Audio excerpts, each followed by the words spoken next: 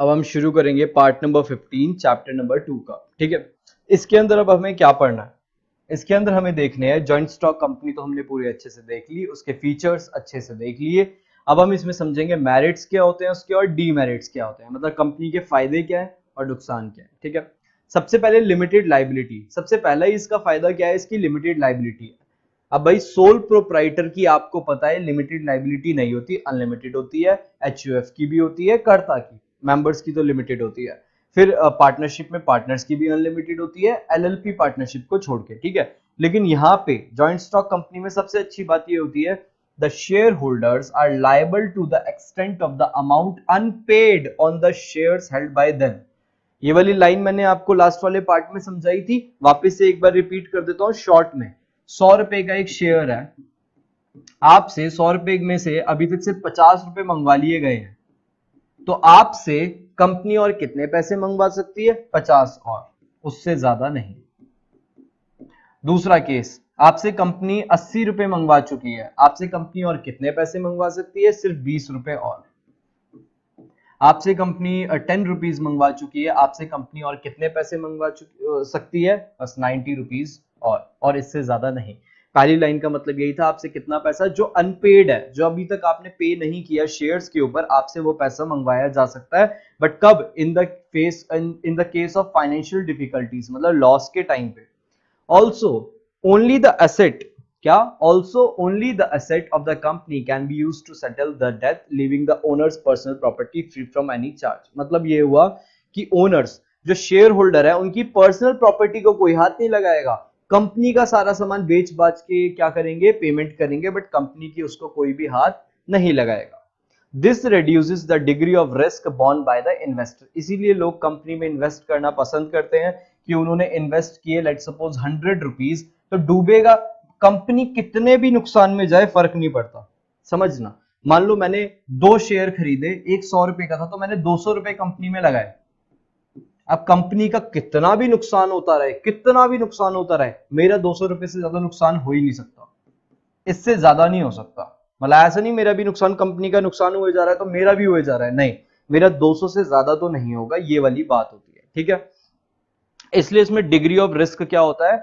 Bond कौन करता है? इन्वेस्टर करता है कम। ठीक है, औरों के मुकाबले कम होता है। Transfer of interest. Transfer of interest का मतलब क्या है? The ease. ईज का मतलब क्या? इजी होता है। The ease of transfer of ownership adds to the advantage of investing in a company. मतलब ये, आप अपने शेयर्स को, अगर आपकी पब्लिक कंपनी है, प्राइवेट नहीं है, ये क्या होता है बाद में देख लेना कभी भी, मतलब अगले वाले चैप्टर्स में आएगा, private company, public company, government company. इसमें लिखा ये है कि the ease of transfer of ownership adds to the advantage of investing in a company as a share of a public limited company. मतलब ये है कि अगर आप अपना शेयर बेचना चाहते हो किसी और को, तो आप आराम से उसको बेच के किसी और को मालिक बना सकते हैं। ए ने अपना शेयर बेच दिया बी को, आराम से बेच सकते हो। ठीक है, मतलब पार्टनरशिप में ऐसा नहीं हो सकता। आप अगर पार्टनर बन गए तो ये नहीं आप अपनी पार्टनरशिप किसी और को बेच सकते हो, नहीं कर सकते। बट यहाँ पे शेयर आराम से बेच सकते हो। बी ने सी को बेच दिया, सी ने वापस ए को बेच दिया, तो ये सब चीजें यहाँ पे चलती रहती है। ये इसका एक बेनिफिट है कि लोग इसमें इन्वेस्ट करते हैं, तभी इन्वेस्ट करते हैं। देखो, ए ने कंपनी में पैसे लगाए शेयर में, अब ए को लगा कि जब मुझे निकालने होंगे उसी दिन किसी और को बेच के निकाल लूंगा। ए ने डी को बेच दिया और पैसे अपने निकाल लिए। तो ये वाला इसका एक क्या होता है? बेनिफिट होता है। and can be sold in the market and as such can be easily converted into cash in case the need arise। मतलब जब भी आपको जरूरत है तो वो कैश में कन्वर्ट आप करवा सकते हो बेच के। परपेचुअल एग्जिस्टेंस सबसे इंपॉर्टेंट, मतलब ये है कि अगर आपकी वहां पे कोई भी चीज खत्म हो जाती है, जैसे existence of a company is not affected by death. अगर कोई डेथ भी हो जाती है, कुछ भी हो जाता है, तो ये फायदा ही तो है ना, आपकी कंपनी कभी बंद नहीं होगी जब तक आप नहीं चाहोगे। ठीक है, या रिटायरमेंट हो गया, या कोई रिजाइन करके चला गया, या इंसॉल्वेंसी हो गई, या इंसेनिटी हो गई मेंबर्स की, उस केस में भी आपकी सेपरेट एंटिटी है मेंबर से, तो आपका कभी भी क्या नहीं होगा? आपका कभी भी यहाँ पे कंपनी बंद नहीं होगी। A company will continue to exist even if all the members die. सारे मेंबर्स भी मर जाएंगे, if all the members die, still company वहीं पे रहेगी। याद रखना, ऐसा ये क्वेश्चन आता है कि अगर सारे मेंबर ही कंपनी के खत्म हो जाते हैं तब कंपनी कैसे चलेगी? तब भी कंपनी चलती रहेगी, उसको वाइंड अप करना ही पड़ेगा खुद से। फिर आते हैं मेरिट्स में अगला, स्कोप फॉर एक्सपेंशन। इसको एक्सपेंड करने के बहुत स्कोप है, औरों का नहीं होता, औरों का नहीं होता। मैं जॉइंट स्टॉक सॉरी पार्टनरशिप को ज्यादा एक टाइम पे, मैंने बताया था ना एग्जांपल में, मैं एक टाइम पे रुक जाना पड़ेगा मुझे, ऐसी सोल प्रोप्राइटर में भी एक टाइम पे रुकना पड़ेगा, बट मैं इसको एक्सपेंड कितना भी कर सकता हूं, और शेयर इश्यू कर दूंगा, और शेयर इश्यू कर दूंगा, और शेयर इश्यू कर दूंगा, लोगों से और पैसे मंगवा लूंगा, और क्या करता रहूंगा, अपने एक्सपेंड करता रहूंगा। इसीलिए देखना सबसे बड़े बड़े जो बिजनेस कर रहे हैं, जो सबसे बड़े बड़े प्रोडक्ट जो बिजनेस में है, वो सारे कंपनीज हैं, वो कोई पार्टनरशिप फर्म वगैरह जनरली नहीं है, सारी कंपनीज हैं। ठीक है, रीड करेंगे, as compare to the sole proprietor and partnership form of organisation. मतलब सोल प्रोप्राइटर और पार्टनरशिप फर्म्स को अगर हम उसमें देखेंगे, a company has large financial resource, इसके पास फाइनेंशियल रिसोर्सेज हमेशा से लार्ज होते हैं। ठीक है, कॉम्प्लिकेटेड होता है बाकी सब चीजें, लेकिन इसके पास फाइनेंशियल रिसोर्सेज हमेशा से लार्ज होते हैं, और आपको पता है जितना ज्यादा पैसा आप इन्वेस्ट करोगे, प्रॉफिट होने के चांसेस उतने ज्यादा आपके हाई होंगे।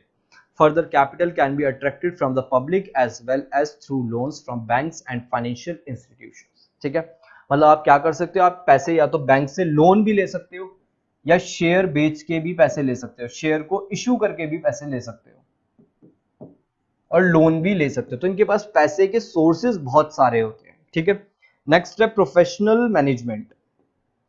प्रोफेशनल मैनेजमेंट का मतलब क्या, a company can afford to pay higher salaries to specialists and professionals. It can therefore employ people who are expert in their area of specialization. मतलब ये एक सोल प्रोप्राइटर हूं मैं,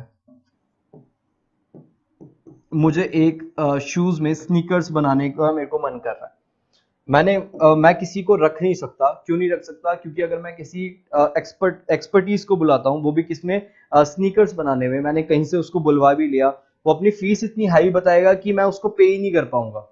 ठीक है, ऐसी पार्टनरशिप के लिए इतने बड़े बड़े लोगों को मैं हायर नहीं कर पाऊंगा, जिनकी जो एक्सपर्टीज होती है जिनकी किसी चीज में। लेकिन यहाँ पे कंपनी आराम से कर सकती है, क्योंकि इनके पास फंड्स की प्रॉब्लम नहीं होती।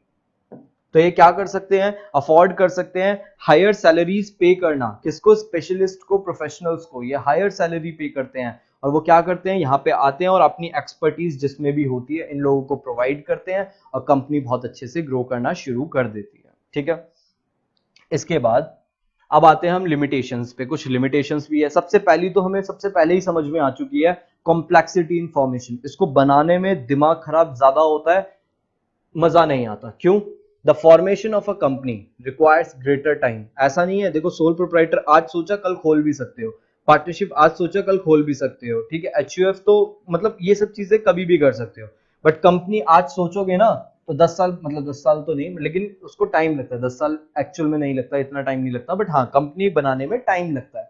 उसके लिए प्रोसीजर होते हैं, वो सारे फॉलो करने होते हैं, कंपनी लॉ को वो करना होता है। फिर हमें एक नए नए एक्सपर्टीज ढूंढ के लाने होते हैं, जो हमें कंसल्टेंसी सर्विस देंगे कि कैसे क्या क्यों करना है। ठीक है, the formation of a company require greater time, बहुत ज्यादा टाइम लगता है, एफर्ट बहुत लगता है, एक्सटेंसिव नॉलेज होनी चाहिए लीगल रिक्वायरमेंट की। एक भी जगह गलती कर दी ना, सुनना, एक भी जगह गलती कर दी कंपनी बनाते वक्त, लीगल गलती कर दी कि रूल ये है आपको ये सबमिट करना है फॉर्म, आपने नहीं किया तो पेनल्टी बहुत ज्यादा लगती है, फाइन लगते हैं। इसीलिए आपको नॉलेज लीगल रिक्वायरमेंट की भी होनी चाहिए। अगर आपके पास नहीं है तो आपको हायर करने पड़ेंगे लोग जो उसमें एक्सपर्टीज है, और वो हाई सैलरी मांगेंगे। ठीक है, तो ये सब चीजें देख रहे हो ना आप, ये एक तरह से बोला जाए तो इसका लिमिटेशन है।